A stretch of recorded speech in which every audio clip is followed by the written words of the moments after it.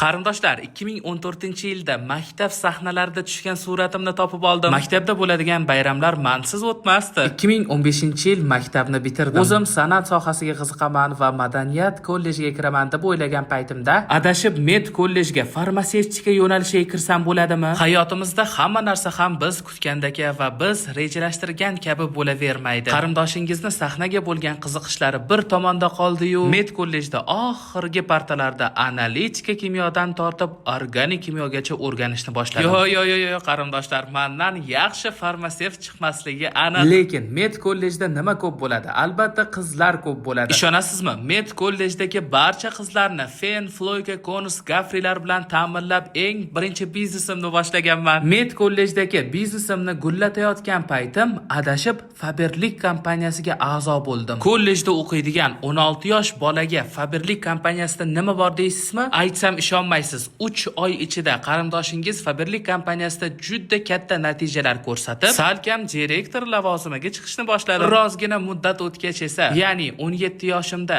Faberlikdagi ustozlarim bilan birinchi marta Moskvaga sayohat qildim. Bir o'ylab ko'ring-a, 17 yosh kollejda o'qiydigan bola Moskvaga Faberlikning katta ansambleyasiga borib qatnashdim. Hammasi yaxshi-yu, lekin meni oldinda yana nimalar kutayotganini bilganimda edi. Balkim bu ishlarni qilmagan bo'lardim.